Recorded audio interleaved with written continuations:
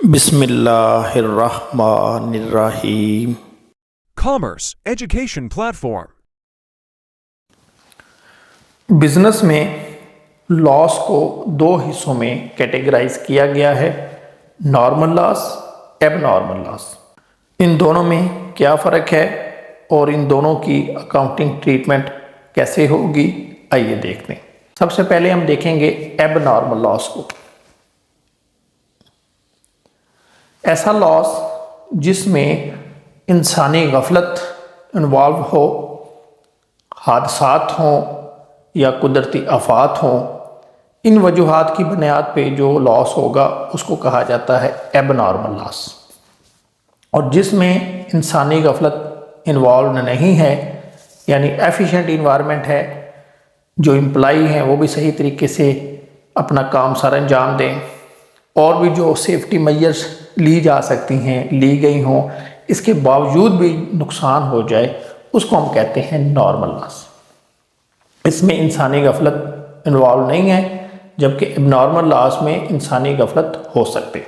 Normal loss जो है इसको अवॉइड नहीं किया जा सकता।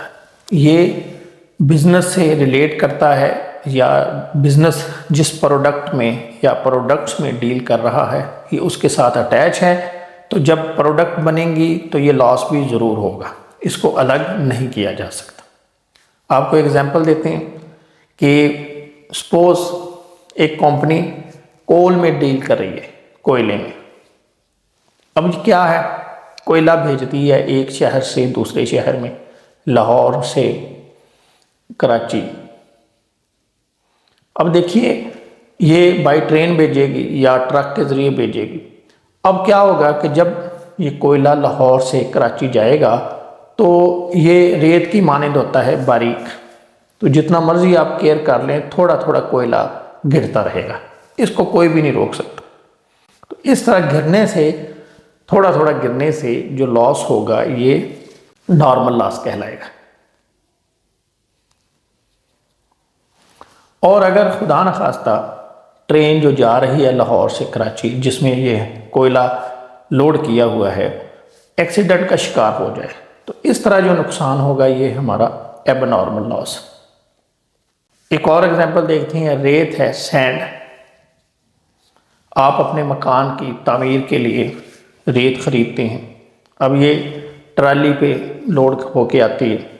अब देखिए ट्राली में क्या होता है, थोड़ा थोड़ा रेत गिरता रहता है, यानी आप बाज़ार से अपने घर के पास लाएं रेत, तो क्या होगा, थोड़ी थोड़ी रेत गिरती रहेगी। इसको नहीं रोक सकते आप किसी तरीके से भी। कोई जंप आता है तो थोड़ी सी रेत ज़्यादा गिर जाती है, नहीं तो थोड़ी थोड़ी जो है ना वो ट्राली से ज़मीन पर गिरती रहती है पूरे रास्ते में। ये रोकी नहीं जा सकती, ये नॉर्मल है, इसको हम कहेंगे नॉर्मल लॉस। और अगर ये रास्ते में आते हुए जो मज़दूर थे या ट्रैक्टर ट्राली का जो भी ड्राइवर था, उसने ट्राली का जो दरवाज़ा है वो सही तरीके से बंद नहीं किया, तो वो रास्ते में खुल जाता है, जिससे बहुत ज़्यादा मिकदार में रेत गिर जाती है ज़मीन पे, वो एबनॉर्मल लॉस होगा। इसी तरह प्रोडक्ट को देखिए कि एक प्रोडक्ट है पेट्रोल।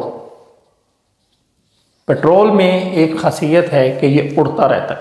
अब जब पेट्रोल पंप से आप अपनी गाड़ी में, मोटरसाइकिल में पेट्रोल डलवाते हैं तो ये थोड़ा थोड़ा उड़ता रहता है, इसको नहीं आप रोक सकते, तो ये नॉर्मल लॉस।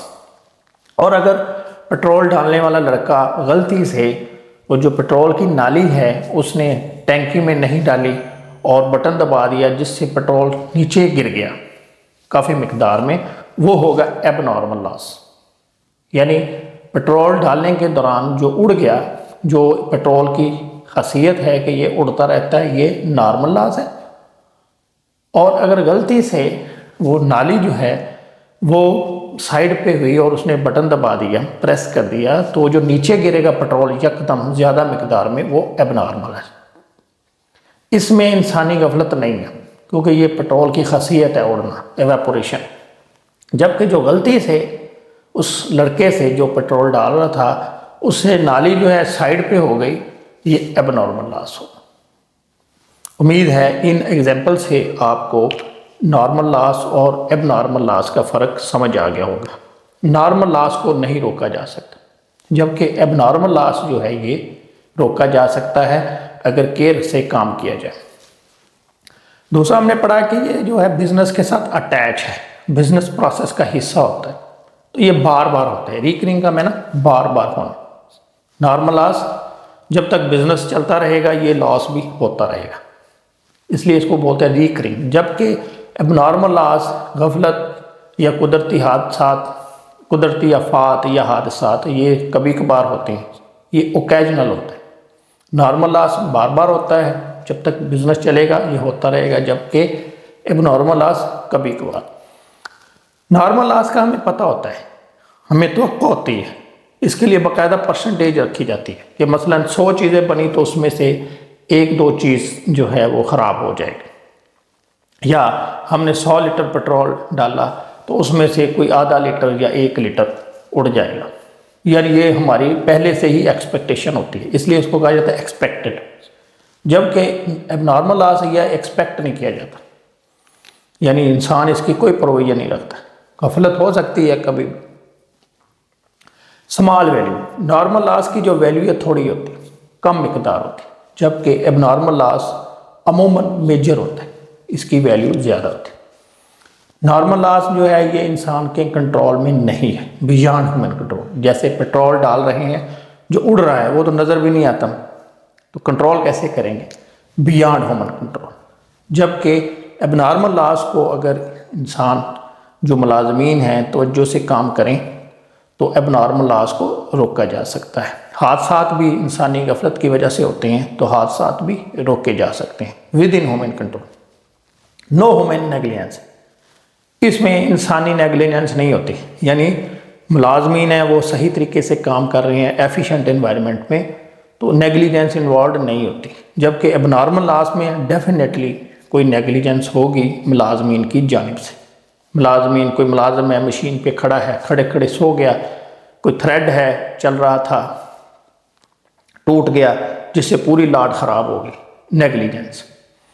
नॉर्मल लॉस की इंश्योरेंस नहीं होती, कोई भी इंश्योरेंस कंपनी इस लॉस के लिए जो कि प्रोडक्ट रिलेटेड है, इवेपोरेशन, वेस्टेज, इसकी इंश्योरेंस नहीं करती।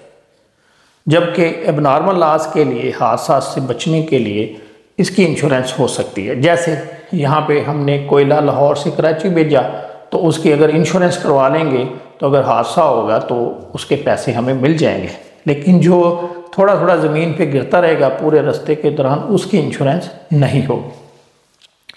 अब हम आते हैं लास्ट में चार्ज टू रिमेनिंग यूनिट्स, कि इसकी अकाउंटिंग ट्रीटमेंट कैसे होती है।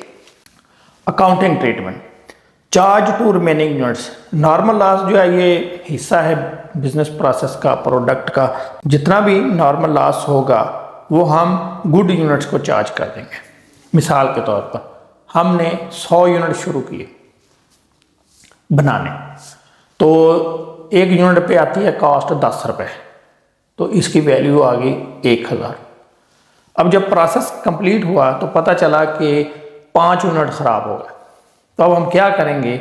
अभी हमारी कॉस्ट जो है वो 10 रुपये निकल रही है, यानी हमने 100 यूनिट बनाने थे, उस पर 1000 रुपये कास्ट आनी थी, हमने 1000 रुपये का मटेरियल लगा दिया, अब उससे 100 यूनिट बनने चाहिए, ठीक है, तो हमारी पर कास्ट आ जाएगी 10 रुपये। अब 5 यूनिट ज़ाया हो गए। अब हम क्या करेंगे कि ये जो टोटल कास्ट है 1000, इसको हम जो रिमेनिंग यूनिट होंगे, यानी जो यूनिट ख़राब होंगे वो निकाल देंगे, पीछे बचे 95, हम इसको 95 पे डिवाइड कर देंगे, तो ये हमारी नई कास्ट आ जाएगी 10 रुपये 52 पैसे। यानी जितने भी यूनिट ज़ाया होंगे वो निकाल कर टोटल कास्ट को बकाया यूनिट पे डिवाइड कर देंगे। इससे क्या फ़र्क पड़ेगा कि कॉस्ट बढ़ जाएगी। ये होती है नॉर्मल लॉस की ट्रीटमेंट। वापडा भी ऐसे ही करता है कि जो उसके लाइन लॉसेस होते हैं, जितने वो यूनिट बनाता है उसमें से जितनी कॉस्ट आती है, जितनी चार्जिंग होती है, जो ज़ाया हो गए वो निकाल के पर यूनिट कास्ट बढ़ा लेता है।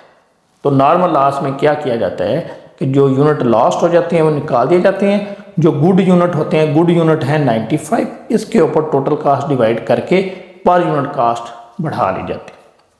जबकि एबनॉर्मल लॉस जो है इसमें क्या करते हैं हम कि जो यूनिट ज़ाया होंगे उनको अलग लिखा जाता है, उसमें हम ये तरीका इख्तियार नहीं करते, हम इसको दूसरे तरीके से लिखेंगे। मसलन 100 यूनिट थे, 10 रुपये कास्ट आ रही थी, ये एबनॉर्मल लॉस है, इसमें ज़्यादा यूनिट ज़ाया होंगे तो आप समझ ले 20 यूनिट ज़ाया होगा। तो हम इसको कैसे लिखेंगे, 80 लग लिखेंगे, 80 मल्टीप्लाइड बाय 800, और जो यूनिट ज़ाया हो गए 20, इसको हम लग शो करेंगे। इस तरीके से इसमें पर यूनिट कास्ट जो है वो नहीं बढ़ाई जाती। ये दोनों में फ़र्क है कि नॉर्मल लॉस में जो यूनिट ज़ाया होते हैं वो चार्ज कर दिए जाते हैं गुड यूनिट्स को, जिससे पर यूनिट कास्ट बढ़ जाती है। जबकि एबनॉर्मल लॉस जो है ये क्या किया जाता है कि गुड यूनिट को चार्ज नहीं किए जाते, अलग से शो किए जाते हैं। उसकी रीज़न ये है कि ये तादाद में ज़्यादा होते हैं। अगर आप ये चार्ज करेंगे तो पर यूनिट कास्ट बहुत ज़्यादा बढ़ जाएगी, और अगर आप परफेक्ट कंपटीशन में काम कर रहे हैं तो वहाँ आप कास्ट को ज़्यादा नहीं बढ़ा सकते। नॉर्मल लॉस तो कस्टमरी है, यानी ये तो प्रैक्टिस है। अगर हमारे ज़ाया हो रहे हैं तो जो कंपनी हमारे पैरेलल काम कर रही होगी उसको भी ये मसला दरपेश होगा। तो ये तो कॉमन चीज़ है। तो एबनॉर्मल लॉस के जो यूनिट होते हैं वो गुड यूनिट को चार्ज नहीं किए जाते।